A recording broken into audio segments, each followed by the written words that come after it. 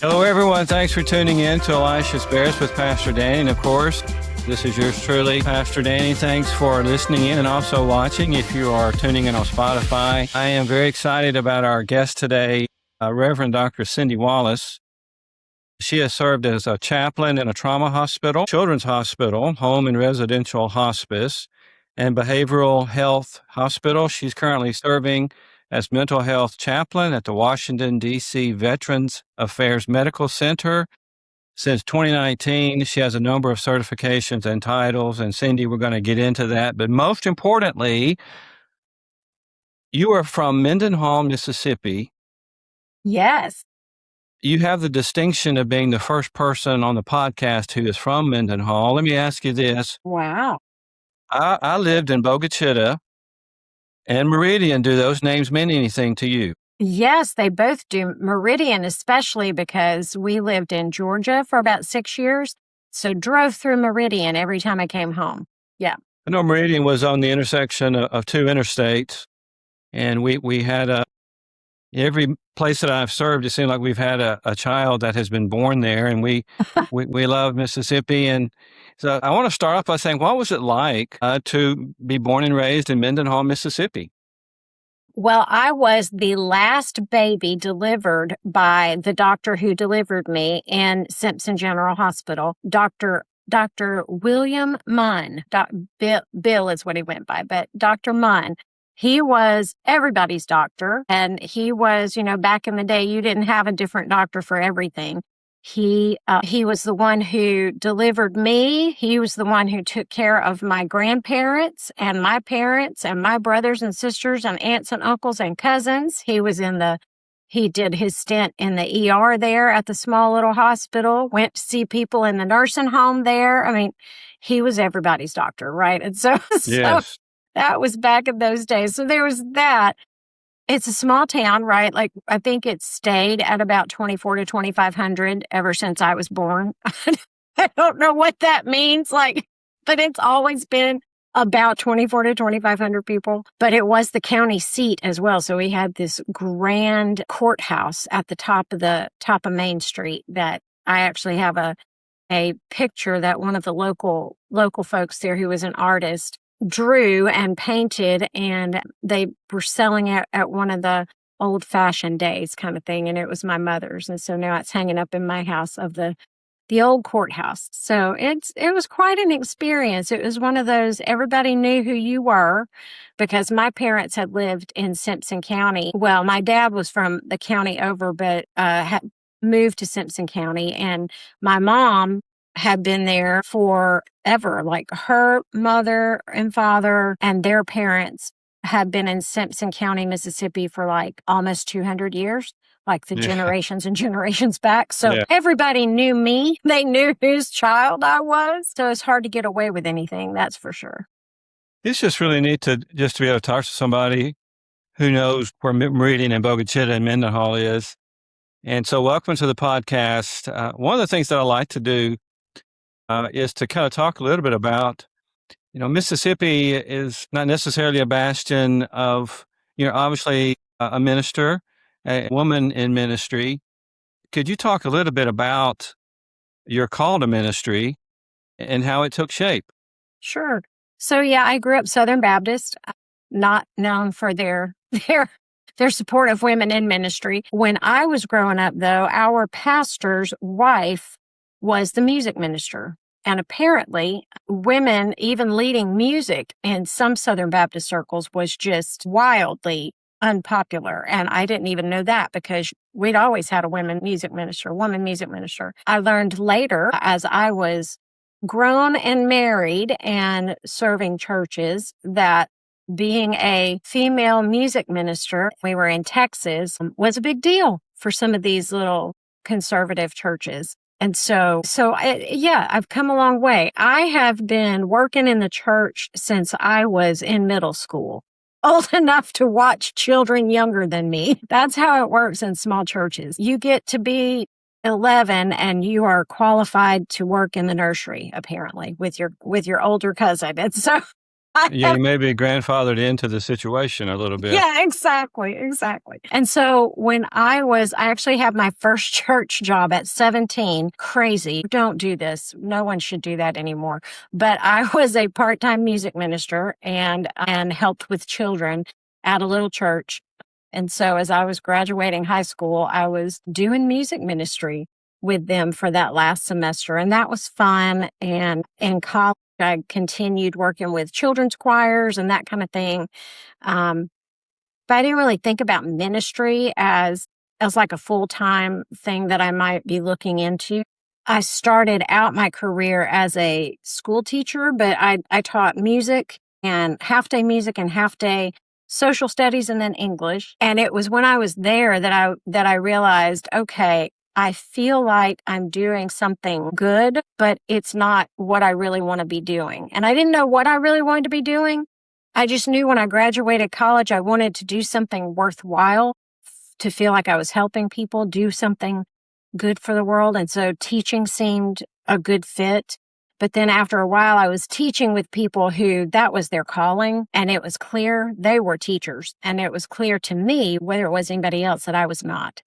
During that time, my husband took a church, a small ranching town in Texas. And it was there that I started teaching Sunday school. And one of the deacons asked me to come and lead the men's Sunday school class in their Sunday morning lessons at the man's house that was right across from the church, because one of the members was sick and couldn't get to the church. And so they were all meeting at his house. So I went over to Brother Alton's and I led the men's Sunday school several times. And that same man told me he was going to put my name before the deacons to be ordained. He said, "You have a calling on your life, and I'm going to put your name before the deacons to be ordained." I was like, what? I don't know about that. I had actually started taking classes at Southwestern Baptist Theological Seminary, not necessarily because that was where I wanted to be, because I knew it wasn't super welcoming of women in ministry, but because they had weekend classes and they had night classes that fit my schedule. So I had been exploring, thinking I was going to go into church music, actually. I kind of decided at that point, okay, I think I could see myself doing this. Well, then he says that, and it comes before the deacons, and the deacons said, "We believe that you're called and that you should be ordained, but we don't think we're the ones to do it because we don't want to bring it before the church." And I said, "You know what? Take my name out, because I don't want to do anything that's going to upset the church, that's going to do something that's not going to be something that everybody in the church is going to agree to. This is not so important that it's worth hurting this church over." So that kind of fell away. And then I ended up finishing my degree out at Truett because things had gotten really bad at Southwestern. And I was in a worship class, and our small group was supposed to put together and lead a worship service. And my small group would not allow me to be the leader of the worship service because I was a woman, even though I was the only one who had actually been a worship leader. They would allow it because I was a woman. I talked to the professor about that, and I was just like, you know what? Okay, this is who you are, and I'm going to need to finish this elsewhere. So I started at Truett and finished out my last couple of years there. And that's when I really started exploring the call to ministry and what that could look like. During that time, Julie Pennington Russell had taken the call to Calvary Baptist Church in Waco. And we started going there after my husband left that small church. We started attending there, and I kind of watched how gracefully she handled that situation. She was the first woman to be a pastor of a Baptist church in Texas. So she was the first woman to do that. And there were people who showed up the day that she came to the church who showed up from East Texas to picket outside as she's walking in with her family. And the way she handled that was just with grace and love. And I thought, okay, this is a good example. Maybe I can do this. And when I was graduating, I was going to be ordained there at Calvary. And then I got called to a church in Georgia as their minister to young families, kind of an associate pastorate position. And Julie actually said, it would be really special of you to ask your first church, your first full-time church to ordain you. And so that's what I did and ended up getting ordained back in, I think that was 2011. And she was right. It was a commitment from that church to me and from me to that church. So it was a beautiful thing. I love to hear the story because it's different, of course, but there are similarities. And one of the reasons that I'm just glad to have you on is that we met at the Cooperative Baptist Fellowship General Assembly in Jacksonville a couple of months ago, and you were leading a seminar or a workshop on traumatic grief. And I know with your work as a chaplain at the Veterans Hospital, and then just generally speaking with how we deal with people going through difficulty, the title of it has intrigued me. I know about grief, but you're talking about traumatic grief. Could you talk a little bit about what that is? And are there differences between traumatic grief and what we would associate as grief? Yeah. So when we talk about traumatic grief, I think you could find multiple different definitions for it. One thing that I can say is that no matter how we define it, really, what makes grief traumatic is how it affects the person going through it. So something that I go through may throw my system into a state of traumatic response or stress response, but it may not do the same for you. So for me, that grief would be traumatic, right? And everyone responds differently because we're all different people and we all come from different backgrounds. I may be more prone to my grief being more complicated and being more traumatic because of a background of trauma, of mental health crises. So there is that aspect. But typically, when we're talking about traumatic grief, we're talking about something that is sudden, unexpected. It is often violent. So think homicide or suicide or some kind of terrible accident. It can also be a death that is out of order, an out of order death that like a child before a parent is what we usually call those out of order deaths. Anything that when that person is faced with that death event, that it brings up not just your typical grief response, but it brings up and triggers their trauma response as well. That grief is different because it tends to last longer. The intensity of what we call early grief tends to be a longer period of time. So for a death that is expected, think like hospice, long-term kind of hospice, it's been coming for a while, whether it's Alzheimer's or a long-time chronic illness, and you're finally at the end of that kind of death, the early grief would be maybe 1 to 2 years, where that intensity would be really, really hard for those first couple of years for some people. With traumatic grief, that can extend up to 5 years of intensity. So when you think about someone who's been murdered, someone who has died by suicide, or again, like I talked about a little bit, my dad died when I was 30 and it was a heart attack and it happened right in front of me. He was holding my youngest child while he was having a heart attack, and I took my child and he fell at my feet and died. And that was a traumatic grief for me. It was very intense grief, very different than any other experience that I had had of grief to that point in my life, and very different from other griefs that I have had since then. The other part that figures into that is the relationship with the person. And I don't just mean if you are super close to the person. If you also maybe have a relationship that could be complicated, however you want to describe that complicated relationship, but you feel like you had things that were not said, that were left open-ended, that you weren't given the chance to bring some closure to, that can also intensify the grief. Obviously, with your work at the hospital and the specialized kind of ministry that you have working with veterans, maybe for those who maybe be unfamiliar, are there some similarities and differences when you are working with veterans as it relates to traumatic grief, and then relating to, I guess, I would say civilians as we deal with grief? Yeah, absolutely. Not to say all veterans have PTSD. I don't mean that. But if you are dealing with veterans who do have combat experience, they will have some kind of traumatic responses in their own bodies. it may not be as severe to have a diagnosis of PTSD, but they deal with some struggles, right? With anxiety, with depression, with hypervigilance, with just bodily reactions, a sight or a sound or a smell. And while, again, some have really difficult PTSD symptoms where, they don't sleep very much and they can become so hypervigilant that they are checking everything over and over again. With everything, there's a range, right? So many of our veterans will have some sort of trauma response going on. And when you have grief on top of the trauma response, it can trigger that trauma to be even harder. It can be even more intense than it was prior to the grief.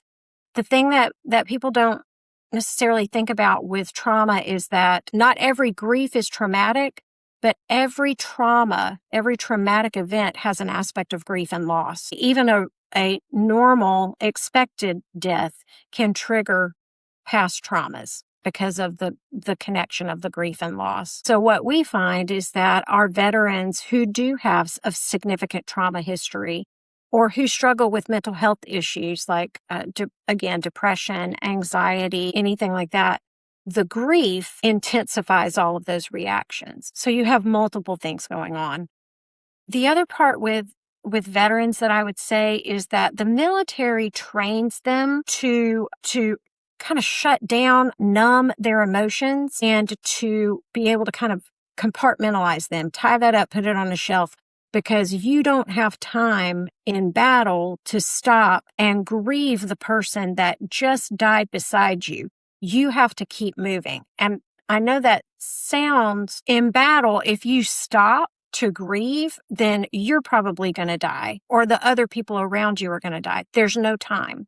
You have to compartmentalize that and move forward, right? So when you come out of military back to civilian life, that's how you've been trained, is to numb all that, to shut all that down, to compartmentalize it. And so now you've got not just your current grief and loss, maybe within your family or your friend group, you've got all these old losses. If you were a combat veteran or even in boot camp, there are accidents, there are things that happen. You have these other losses that you put on a shelf years ago, and now all of a sudden, all of it's coming back up. The recent loss and the past. See, I would think it would be difficult with what you've just said, that if you have been trained to respond in a certain way, to have to unlearn that a little bit. And I'm familiar with, and most people are, the stages of grief that we go through. And it's not necessarily, we don't all go through them, I guess, even in the same order or in the same timetable. With that in mind, what are some of the misconceptions that we have about grief, about how we handle it? And I guess from a practical standpoint, how does someone try to help someone if they're going through grief or traumatic grief? I will say there really are no stages to grief. There are ways that we talk about grief so that people can kind of understand it a little bit better. But there is no one way that grief happens in any particular person. Grief is unique to each individual. And so I like to describe it more as waves of grief because it comes and goes, not necessarily in the early part. In the early part of grief, it's kind of just always there, right? It's always there with you. It's very intense. It's hard to do anything else but focus on that grief. But as years pass, that grief doesn't go away. That grief is always there. So one thing that people will say that people have asked them is, are you over that yet? Or haven't you gotten through that yet? You don't get over grief. You don't get past grief. You learn to carry it and you learn how to manage it within your own life, but you don't ever get over it because you're literally grieving. In the talk about grieving a death of a loved one, you're literally grieving the loss of a person. That's not something that you can replace. So you're grieving that physical relationship with that person, them being there with you physically. And so you will always carry that. It's just learning how to carry it so that you can carry that weight and keep moving forward. I would say there are common aspects of grief, like you were talking about, the denial, the anger, the bargaining, but there's also abandonment, issues of feeling like you were left here. You were left by your person that died. Sometimes you're left by God. Where was God in this? Grief is not just emotional either. It is physical, it is cognitive, it is behavioral, it is spiritual. So we can't just look at grief as, oh, I'm feeling this. Well, you are feeling something. You're probably feeling a lot of things at the same time, but you're also, especially in early stages of grief, you're probably really fuzzy brained. You're hard to concentrate, can't complete tasks. You're forgetful. It's hard to finish something that you've started. You're also probably trying to avoid very painful situations. And so that can look like staying busy. That can look like using substances or using other risky or self-harm kind of distractions. And by that, I mean, like, for someone else, it may be alcohol. For me, it'd be sweets. I'm diabetic, but that is something sweet. That's not going to be good for me. You know, for other people, it may be shopping or gambling or just scrolling on your phone or just laying around and watching TV because you just want something to numb it. So behaviors are a problem, can be a problem, but it also affects you physically. So it's exhausting. It is physically exhausting when you're in the middle of grief. You can even have aches and pains, bodily aches and pains. I always tell people, definitely go to the doctor if you are having physical pains, but when you go, tell them that you are grieving, because the physicians know that affects you physically.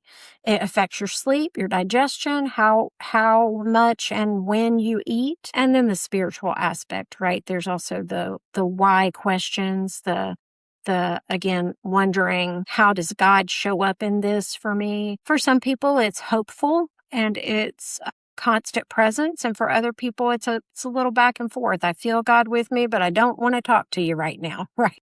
So there's so much that happens. And when I share that with people, first of all, when I share it in grief groups, they're like, yes, all of that. Everything you just said, I'm experiencing. So it's very validating, but it's also something that many of them haven't heard or realized. They are also thinking, oh, I just need to get over this. And that's just not reality.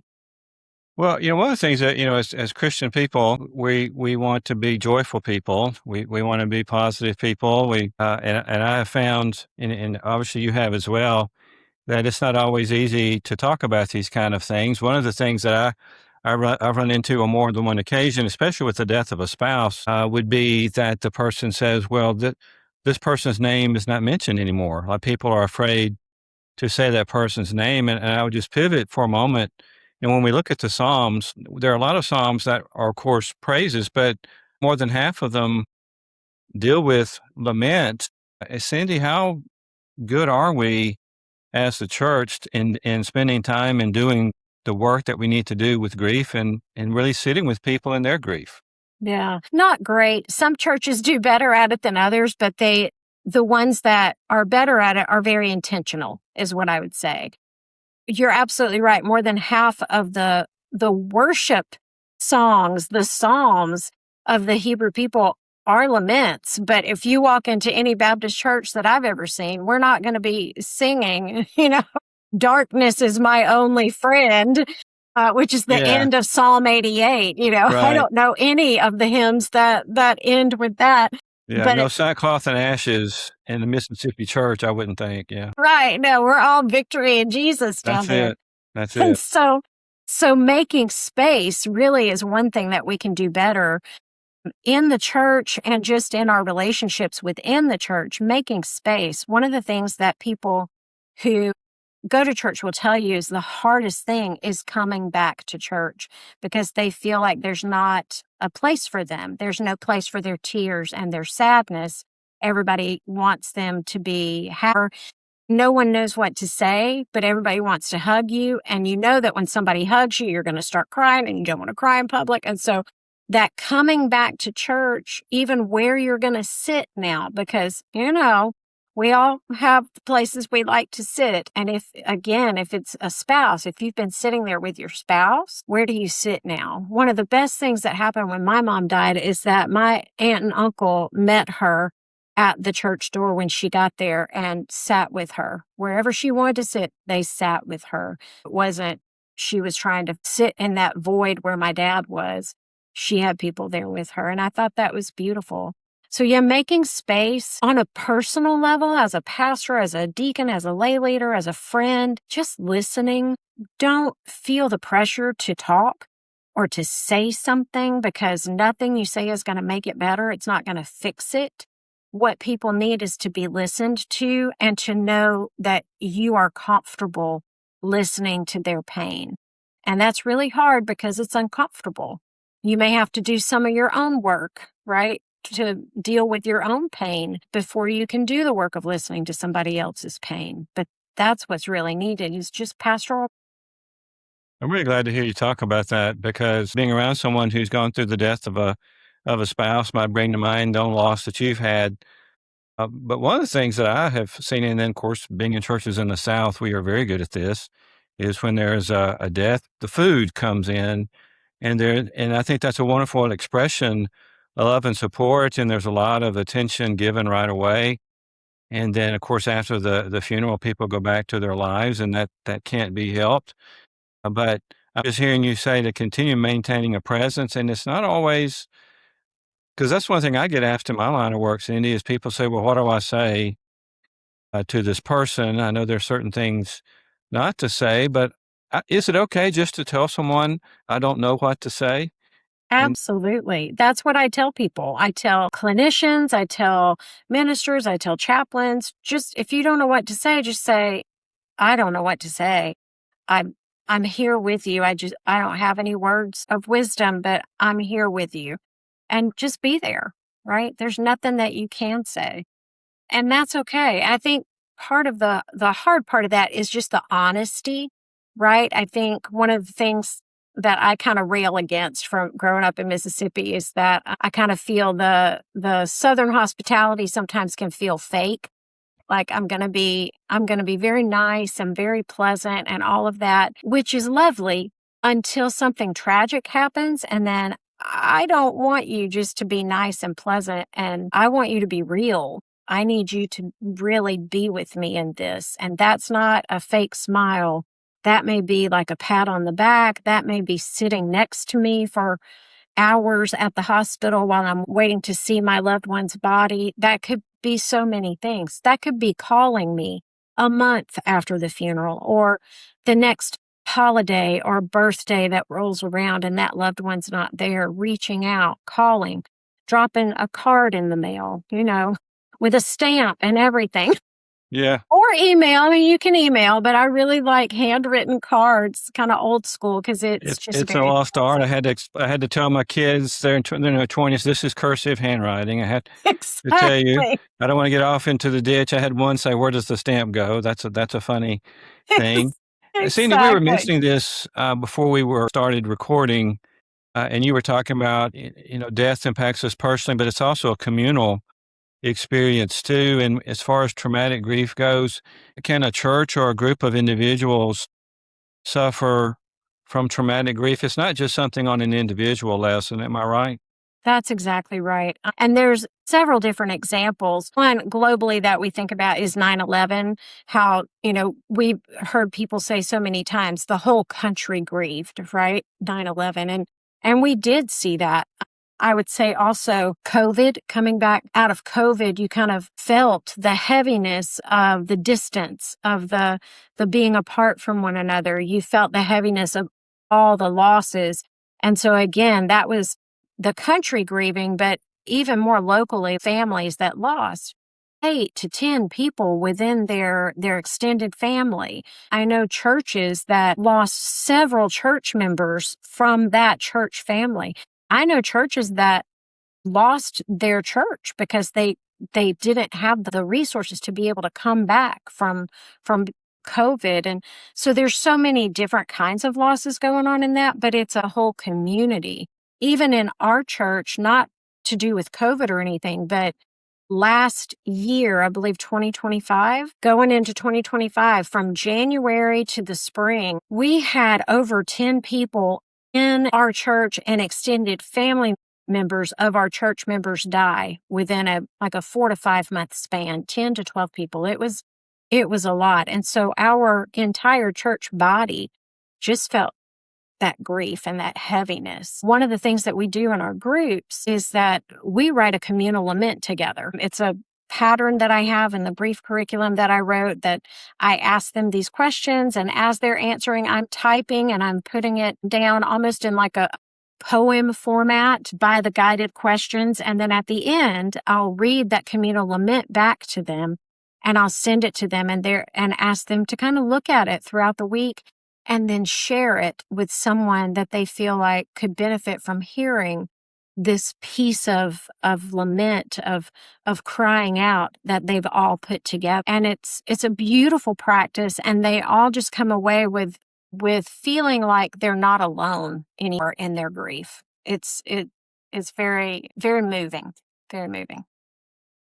Dealing with the standpoint and the reaction of not knowing what to say about different things, I believe I read that you were specialty certified in suicide prevention. Yes. And I've heard this used in multiple ways. I've heard the expression that someone committed suicide, and then I've heard someone say they died by suicide. Is there a proper designation for it, and what's the significance of it? Suicide literally used to be illegal. And so when you say committed suicide, you're using it in the same way as someone who committed which is kind of where that originated from. They committed suicide. So it was a crime because it used to be. And so it's changed now to died by suicide, or, if you just want to be really honest, they killed themselves, they took their own life, those kind of things. It takes that crime aspect away from it. And most people don't realize that's where that phrase committed suicide comes from, but that literally is where it comes from, that it used to literally be illegal to kill yourself. I have no idea how they punished that. I haven't looked up, what they used to do, but we tend to try to move more toward that they died by suicide or they took their own life, those things. That helps me a lot because I heard both of them used, and I was trying to differentiate between the two. If I'm not mistaken, I think September is typically Suicide Prevention and Awareness Month, and we are recording this just a few weeks before we get into that. Yes. Can you help us a little bit understand? This might be kind of hitting you cold here, but in terms of some numbers are kind of helping us, how many people die by suicide, and maybe how many more attempts are there? And what do we need to know about this as a church and as a community? I don't have the numbers offhand, and the numbers that I do have are more veteran-oriented. What I can tell you is that more veterans die by suicide than civilians, but the numbers are really close. I can also tell you that the largest category of people who die by suicide are typically white males who are older at least by veterans, who are older in their retirement age. Also Asian and I'm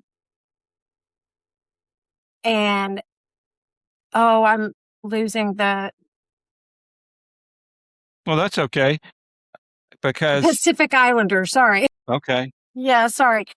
They are, at least with veterans, the category that we kind of focus on nowadays because they have a higher rate of suicide. Males in general have a higher rate than females. And I can tell you, civilian or otherwise, the largest way that people usually kill themselves is either by firearms, it's by suffocation, which can be hanging, or other means. And close third is overdose. So there's a lot that goes on. I will say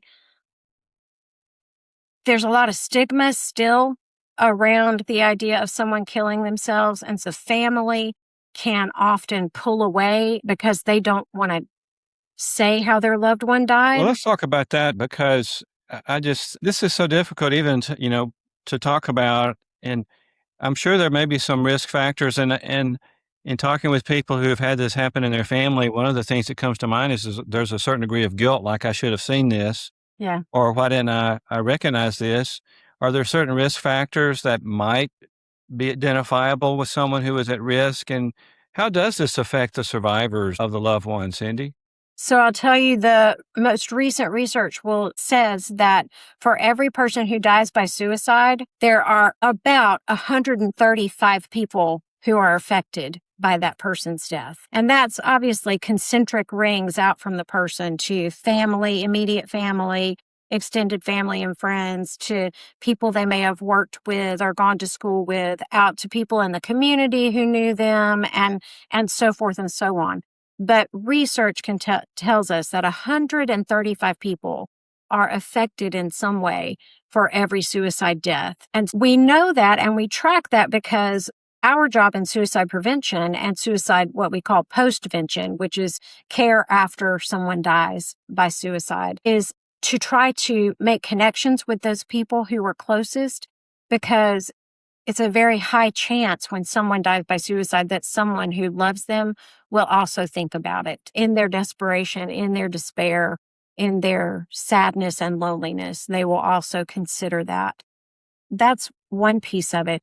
But leading up to it, people who die by suicide tend to be in a place where they feel like that is their only choice. So they have been, imagine being pushed into a corner for whatever circumstances that may be, right? And for someone outside of their circumstances, they may look at it and say, but why don't you just do this? Or why don't you just do that? Or couldn't you just try this? But for multiple reasons, the person who is considering it feels trapped, and that this is a reasonable way out for them. They feel like they don't belong anywhere. They feel like they're a burden on their loved ones, and they don't want to be. And they feel like there's no hope for whatever situation they find themselves in.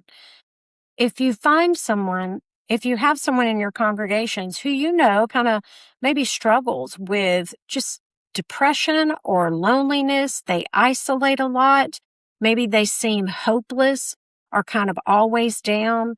If they say things like, I just don't know how much more I can take, I am really at the end of my rope, or I wish I just wouldn't wake up in the morning, it would just be easier if I just fell asleep and didn't wake up, anything like that. That doesn't mean everybody who says that is suicidal, but always ask a follow-up question. What do you mean by that? Can you tell me a little bit more about that statement? Like, have you thought about hurting yourself? Have you thought about ending your life? How difficult are things for you right now? Start a conversation, as uncomfortable as it may feel in the moment, and it will feel weird and awkward and all those things. Ask the question, because I would rather them be offended or angry at me for asking a ridiculous question, but them still be alive to be offended at me for asking a ridiculous question. Yes, now, I wanted to touch on this for a few more moments. You alluded to this earlier, but in terms of resources that are available, you've written a curriculum called From Lost to Life and Back Again. Could you talk briefly about what this is and where can people get a hold of it? Sure. This is a curriculum that I wrote a few years ago. It's kind of a compilation of things that I had already been using in grief groups from my time as a hospice chaplain over 20 years ago to my time here at the VA. And it just got to a point where I had this desire and this need to put this down in actual curriculum form instead of just dragging it from here, there, and yonder. And I feel like it's my life's work, at least up till now. It's a compilation of things that I have learned, things that I have experienced in myself and with hundreds of groups of people. And it's an 8-week grief group session. We use it in the VA. We just use 6 weeks of it just because of timing and staffing and stuff. But I have done an 8-week group session in our church using all 8 weeks of it. There's a facilitator's guide for the person who is leading it. So they have some good background information to kind of help them lead the groups through everything. And then there's a participant guide that is an easy to use with blank pages for you to write in and fill in fill in the questions and the exercises and activities. And it's something that we've been using here at the VA for the last, I think, 3 or 4 years now. I just am so happy to have it outside of my brain and outside of my heart and actually on the surface so people can use it. It's available on Amazon. It's self-published, and I'm actually the only Cindy Wallace that is an author on Amazon, which is odd, but if you Mendenhall, Google it on Mississippi. Amazon, from Mendenhall, That's it. Mississippi. Yeah. Well, Cindy, just one or two final thoughts. We've talked about people can go to Amazon, but for people who want to know more about you or your work, where can they go to do that? Oh, they can email me. I'm happy to talk with people about work in mental health, work with grief, work with suicide prevention, or any and all of that. Or work as a chaplain. I get a lot of people who want to know, what is it like to be a chaplain and how do I do that if I'm interested. I'm happy to give you my email address and my contact information, and people can reach out. I'm happy to do that. Okay. I may make that available for folks to be able to reach you that way. Any final thoughts or anything else? I would just say this work, as you work with people in grief, it is a precious, holy time for me. I just had a grief group today. Actually, just 30 minutes before this, I was leading the start of our August grief group. And it just hit me all over again. All I could think of was, I love this work. I love what I do. As people are sharing their hurt and their pain and their struggle, but they're doing it in a group of people where they're then able to see other people shake their head or in the chat say, me too, I felt this way, or share their story. And so all of a sudden, yes, we're carrying this heavy load, but we're not doing it alone. And that is the beautiful part about this work. And when you enter this work, whether you're a pastor or a chaplain or just a friend or a family member, you are joining someone on their journey. And that's really all we can ask for, is to walk side by side with people and love them.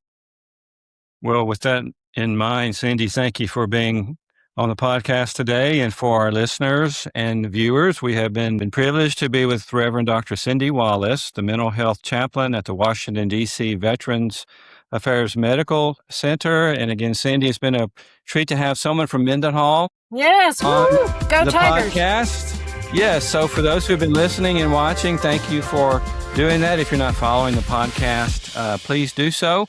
And until next time, keep on keeping on.